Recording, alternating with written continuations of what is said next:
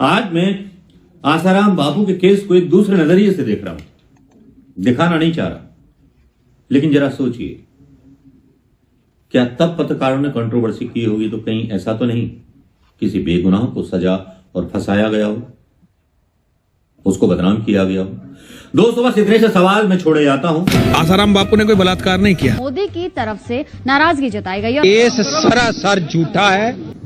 Madam के इशारे से उनके सुपुत्र के ये सब हो रहा है। मोदी ने आसाराम का नाम लिए बिना निशाना साधा था कि आसाराम बापू जी का केस ये फॉल्स केस है, फालतू केस है। It is the atrocity of law. सबसे पहले आप उस षड्यंत्र को समझिए जो आसाराम बापू के खिलाफ इस देश में हुआ था। आसाराम बापू ने कोई बलात्कार नहीं किया, उन्हें फंसाया गया था और उन्हें फंसाने के लिए कानूनों को पहले बदल दिया गया था।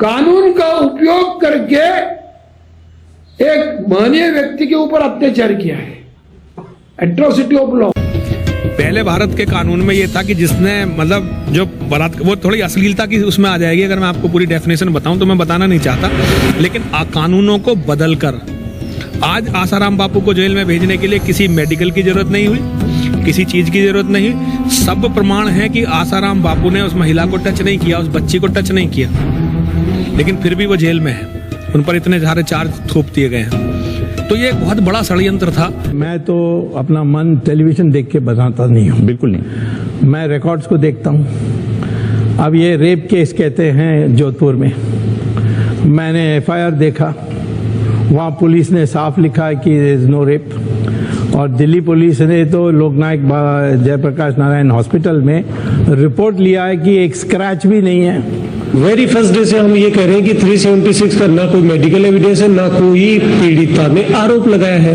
तो लड़की ने एफआईआर एवं उसके बयान में स्पष्ट या अस्पष्ट रूप से कहीं भी किसी भी तरह से रेप का उल्लेख नहीं किया है। मीडिया द्वारा ऐसी झूठी खबरें फैलाई गई हैं कि मेडिकल टेस्ट में रेप की पुष्टि हुई है। मेडिकल जांच में लड़की से रेप की पुष्टि। दिल्ली के कमला नगर थाने में दर्ज यौन शोषण, छेड़छाड़ और धमकी का केस। मेडिकल में यौन शोषण की बात सही पाई गई, जबकि वास्तव में मेडिकल टेस्ट में रेप की पुष्टि नहीं हुई है। हम बार बार ये कह रहे हैं कि मेडिकल रिपोर्ट जो दिल्ली से आई है हमारे पास, मेडिकल रिपोर्ट में भी किसी भी तरह से 376 के आरोप के पक्ष में कोई एविडेंस नहीं है। दिल्ली के कमला नगर थाने में एफआईआर में लड़की के द्वारा छेड़खानी का आरोप लगाया गया, लेकिन मीडिया तो बापू को बलात्कारी बताकर दिन रात लोगों को गुमराह करती रही। मीडिया पूरे देश को गुमराह करती रही कि बापूजी की अश्लील वीडियो सीडी और मोबाइल क्लिप मिली है। जोधपुर के डीसीपी अजय पाल लांबा ने मीडिया की इस करतूत को गलत और तथ्यहीन बताया। सर, अभी तक पुलिस के पास में कोई सीडी नाम की कोई चीज नहीं है, ना कोई ऐसी बातचीत सामने। हाँ बिल्कुल, ये आधारहीन तथ्य है। इस तरह का कोई सीडी पुलिस के पास नहीं। लेकिन सर कोई मूवी या वीडियो क्लिप, ये तथ्यहीन बातें हैं। अहमदाबाद से आपने सीडी बरामद की है, ये गलत बात है, ये गलत बात है कि अहमदाबाद से कोई सीडी बरामद हुई हो, ये तथ्यहीन बात। It is the atrocity of law. तो उस समय की तत्कालीन सत्ताएं ये नहीं चाहती थी कि आसाराम बापू जेल से बाहर रहे, तो बहुत बड़ा षड्यंत्र बुना गया था। उसमें बहुत सारे मीडिया वाले थे, पूरा ड्रामा क्रिएट हुआ था। आज वो लोग जिन्होंने वो ड्रामा क्रिएट किया था, उनका नेक्सस है, पूरा एक गिरोह है, वो सब लोग एक दूसरे को बचा रहे हैं। Shankar Jain advocate, supreme court. देखिए, ऐसा है कि बापूजी का केस कि मैंने एफआईआर देखी है, मेडिकल रिपोर्ट देखी है, और उसके बाद जो बयान हुए हैं उनको मैंने अखबारों में पढ़ा है। उसके आधार पर मैं निष्कर्ष पहुंचा हूं कि केस बिल्कुल बनावटी है, केस में फंसाया गया है, मेडिकल रिपोर्ट में कोई इंजरी नहीं है, और इसका कारण ये है कि जो मैं साफ साफ कहना चाहता हूं, जो सोनिया जी थी वो बहुत ही आक्रांत थी कि ऐसा है कि 2014 के इलेक्शन में कहीं बापूजी वजह से मेरी हार न हो जाए, कि पूरा इटली के इशारे पर जो ईसाई मिशनरी जहाँ चल रही हैं उनके इशारे पर बापूजी को फंसाने का षड्यंत्र रचा गया। मैडम के इशारे से उनके सुपुत्र के ये सब हो रहा है। मैं क्या, ठीक है भाई, करने दो जो भी करते हैं। अगले 4.5 सालों से धर्मांतरण वालों को इनका ही सपोर्ट है, ऐसा लोग बताते हैं। लेकिन मैं तो चाहूंगा भगवान सबका मंगल करे। आर्गुमेंट्स करी है जो आप लोग सुन भी रहे थे वहां पर कि ये केस सरासर झूठा है, ये एक लार्जर कॉन्स्पिरेटर कोई है जिसने ये केस बनवाया है कि ये अगेंस्ट है, ये ऐसा नहीं होना चाहिए। आसाराम इन्वॉल्व है उनको बचाने के लिए। देखो, ये आपकी प्रेस की बेजवाबदारी है।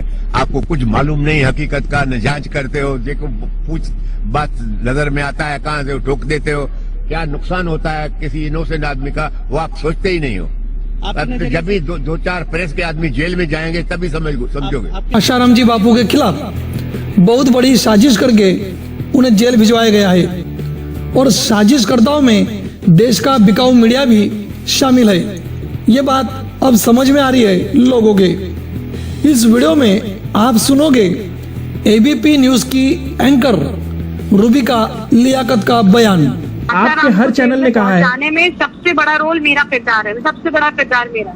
नहीं और आपको पता है जेल में नहीं, अच्छा आपने कभी ये हिम्मत की है? आपने कभी ये कही है? आपके हर चैनल ने कहा है जाने में सबसे बड़ा रोल मेरा किरदार है, सबसे बड़ा किरदार मेरा।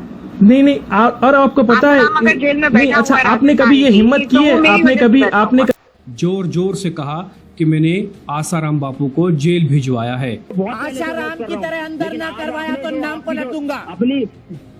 आसाराम की तरह अंदर ना करवाया तो नाम पलट दूंगा। वैसे ही मैं साध को भी जेल भिजवा दूंगा। ये बात अपने आप में एक सबूत है कि बापूजी के षड्यंत्र के पीछे दीपक चौरसिया का हाथ है।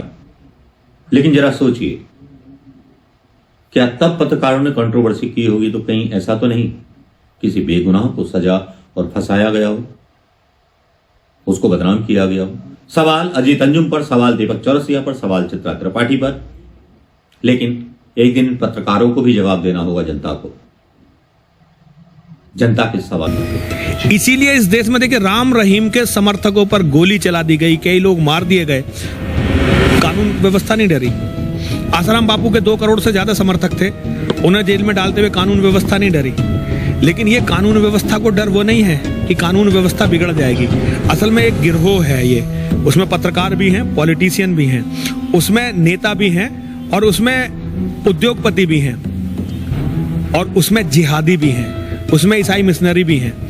वो लोग आसाराम बापू से जुड़े हुए किसी भी मामले को की सच्चाई को दुनिया के सामने नहीं आने देंगे। पूज्य बापूजी सनातन संस्कृति को बढ़ाने के लिए अग्रसर प्रयास कर रहे थे। धर्म परिवर्तन को रोकने के लिए वे अग्रणी होकर उसमें प्रयास कर रहे थे। इसलिए इस देश में हिंदू द्वेष जो पल रहा है उसके रहते हुए उन्हें ही, उनके हमारे आस्था स्थान को ही जेल में डाल दें ताकि लोगों का विश्वास उनके प्रति डगमगा जाए। तो हिंदू धर्म के प्रति द्वेष निर्माण करने के लिए ही ऐसे राष्ट्र पुरुषों, राष्ट्र संतों का अनादर किया जाता है। रिहा करो, रिहा करो। ये सरकार सुने तो बहुत अच्छा है। हम तो निवेदन करने आए हैं, प्रार्थना करने आए, क्योंकि साधक हैं। लड़ना झगड़ना हमारा स्वभाव नहीं है, खींचातानी हमें सिखाई नहीं गई। हम तो प्रार्थना, संकल्प और मांगने तक आए हैं कि हमारे बापूजी हमें। 15 मई 2016 अब साधकों का ये सैलाब पूरे आत्मबल से जेल भरने चल पड़ा। आसाराम बापू के बाद उसको हमने जेल में बंद करवाया। आसाराम को खड़े होकर हमने जेल में कर दिया। हमने खड़े होकर पहुंचाया था। ये आसाराम बापू कौन ने पहुंचाया था? आप साथ थे? ये 2G कौन है? 9 वर्ष के बाद भी आसाराम बापू जेल में, जिनके एफआईआर में भी रेप नहीं लिखा हुआ है, जिनके ऊपर जो एफआईआर किया उसमें कहीं पर भी रेप नहीं लिखा है। लेकिन देश के सारे चैनलों ने एक सुर में बोलना शुरू किया और आम हिंदू ने उसको मान लिया। इससे बड़े मूर्ख हिंदू और कौन हो सकते हैं? भाई, इस देश के चैनल एक साथ कैसे बोलते हैं? ये कोई बहुत गुप्त चीज नहीं है। एक साथ पैसे बांटो तो एक साथ सारे सुर में बोलते हैं। ये अब तो पत्रकारों की किसी भाषा पर, किसी बात पर यकीन करने का दिल नहीं करता है। कुछ पत्रकारों ने इतनी मट्टी पलीत कर दी है पूरे मीडिया की कि यूट्यूब पर भी अगर वो आकर के सच भी दिखाएं तो वो झूठ लगता है और आपका नाम आसाराम कंट्रोवर्सी में आ जाना वाकई एक सवाल उठाता। सवाल ये भी उठ सकते हैं कि मोदी जी का शासनकाल है और मोदी जी आसाराम बापू के साथ दिखाई देते हैं। नरेंद्र मोदी जो आज भारत के प्रधानमंत्री की गद्दी पर हैं, इसमें आसाराम बापू जी का बड़ा परिश्रम है। अब सौभाग्य रहा है कि जीवन में जब कोई नहीं जानता था, उस समय से बापू के आशीर्वाद मुझे मिलते रहे हैं। नारायण नारायण इष्ट देवायो भक्ति देवायो भक्ति देवाय चरणों में नतमस्तक થઈને કહું છું કે આપના આશીર્વાદમાં સામર્થ્ય છે, આપની પ્રેરણામાં સામર્થ્ય છે। मेरे को एक बात समझ नहीं आती, कांग्रेस तो है ही हिंदू विरोधी शुरू से, ईसाइयों का परचम लेके घूमती है कांग्रेस तो, परंतु भाजपा ने तो अपना होकर हमें काटा है, हमें अंदर से हमारी जड़ें काटने की कोशिश कर रही हैं। बीजेपी के नेताओं को आसाराम का बचाव करने से परहेज करने की सलाह दी है। तो आसाराम का बचाव जितने अभी तक बीजेपी नेताओं ने किया है, उस पर मोदी की तरफ से नाराजगी जताई गई। और आपको बता दें कि उमा भारती ने आसाराम का बचाव किया था। आसाराम पर नाबालिग के यौन शोषण का आरोप है और लगातार शिकंजा कसता जा रहा है। और अब आसाराम के खिलाफ नरेंद्र मोदी खड़े हुए हैं और कहा है कि पार्टी के नेता आसाराम का बचाव न करें। मोदी ने आसाराम का नाम लिए बिना निशाना साधा था। एक सभा में बोले थे कि माँ बेटियों का अपमान करने वाला शास्त्रों में भी राक्षस माना जाता है। દેશમાં લક્ષણ નથી મિત્રો, અને જેને જેને ભૂતકાળમાં આ પ્રકારના પાપ કર્યા છે એ બધા લોકોને રાક્ષસી મનોવૃત્તિના હોવાનું આપણા શાસ્ત્રોએ કહ્યું છે। परंतु भाजपा ने तो अपना होकर हमें काटा है, हमें अंदर से हमारी जड़ें काटने की कोशिश कर रही हैं। हमारा प्रोसिक्यूशन द्वारा અમે કોર્ટમાં જો નબળો દેખાવ કર્યો હોય તો જામીન મળી જાય। આ રાજ્ય સરકારની પ્રબળ રાજકીય ઈચ્છા શક્તિના આધાર ઉપર આરોપીઓ આજે પણ જેલમાંથી નથી મળ્યા। परंतु भाजपा ने तो अपना होकर हमें काटा है, हमें अंदर से हमारी जड़ें काटने की कोशिश कर रही हैं। देखिए, कोई भी काम कांग्रेस करती, कोई गलत कदम उठाती, बीजेपी उसका भरपूर विरोध प्रदर्शन करके अपनी उपस्थिति दर्ज कराती है। अगर एक सेकंड के लिए सोच लीजिए, दिल्ली में उस समय कांग्रेसी शीला दीक्षित मुख्यमंत्री थी, राजस्थान में अशोक गहलोत थे, वो कांग्रेस के मुख्यमंत्री थे, लेकिन मध्य प्रदेश में तो शिवराज सिंह चौहान थे ना, जब अरेस्ट हुए बापूजी। वो तो बीजेपी का आदमी था। वो बीजेपी का आदमी कांग्रेस वालों की बात कैसे मान रहा था? 1600 पुलिस वाले भेजे उसने इंदौर, 1600 पुलिस वाले बापू को उठाने के लिए, जिसकी शरण में चरण में बैठता था, जिसका आशीर्वाद लेता था शिवराज सिंह, 1600 जवान भेजे उसने। किसके कहने पर? जब उससे मैंने बात की तो उसने मुझे क्या जवाब दिया? स्वामी जी, भाई साहब का आदेश था। वो भाई साहब कौन है? जितने भी संतों को सजा हुई है सबको भाजपा के शासनकाल में हुई है। फलाहारी बाबा को उम्र कैद की सजा हो गई, राम रहीम बाबा को उम्र कैद की सजा हो गई, रामपाल को उम्र कैद की सजा हो गई, आसाराम बापू जी को उम्र कैद की सजा हो गई। अरे सब हिंदुओं संतों को जेल में डालने का काम, भले कांग्रेस ने केस करवाए हों सब पे, पर सबको उम्र कैद की सजा तो तुमने करवा ही दी। तो सवाल मेरा एक महत्वपूर्ण ये उठता है कि आसाराम बापू जब जुडिशरी मोदी जी के कब्जे में है, अपने हिसाब से सारे राम मंदिर से लेकर हर चीज के फैसले हो रहे हैं, तो आसाराम बापू जेल के अंदर क्यों हैं? हमारी सरकार से मैं निवेदन करना चाहता हूं, आप जब जाओ भैया, जिनके चरणों में आप बैठ करके जो है मत्था टेक अपने भाग्य को संवारा था, वो दिन बीत गए। बापू जो समय हम लोगों को देना चाहिए प्रभु जी, वो बापू ने वो समय, वो अमृत का पान जो है ना, जो आज गद्दी पर बैठे शोभायमान हो रहे हैं, उनको बापू ने दिया था। मोदी मल का है, मल मतलब मजबूत, मजबूत हो तो मजबूत हो मतलब कुछ न कुछ बोझा रखने का इरादा है। सीएम के पद के लिए बापू के चरणों में बैठे थे, बोलिए, तब सीएम बन के शोभायमान और वहां से आज पहुंच गए दिल्ली की गद्दी। मेरा सपना साकार हुआ। 8 साल पहले मैंने मोदी को कहा हम तुमको पीएम देखना चाहते हैं, भगवान ने हमारा मनोरथ पूरा कर दिया। वयोवृद्ध संत के ऊपर तुम ऐसा घिनौना आरोप 2 महिलाओं ने लगाया और आपने स्वीकार कर लिया और आपने पोक्सो की कलम लगा दी। सरकार क्या, सरकार की 7 पीढ़ियां आकर के भी अगर उल्टा लटक करके भी कहे तभी हम कभी स्वीकार नहीं करेंगे, मेरे बापू दोषी हैं। अब तो बापू को आना चाहिए समाज के बीच में, अब तो बापू को आना चाहिए। तो सवाल मेरा एक महत्वपूर्ण ये उठता है कि आसाराम बापू जब जुडिशरी मोदी जी के कब्जे में है, अपने हिसाब से सारे राम मंदिर से लेकर हर चीज के फैसले हो रहे हैं, तो आसाराम बापू जेल के अंदर क्यों हैं? आखिर क्या बात है? अगर आसाराम बापू जेल के बाहर आ गए तो क्या मोदी का साम्राज्य हिल जाएगा, या मोदी को जवाब देना भारी पड़ जाएगा, या मोदी की सत्ता ढह जाएगी?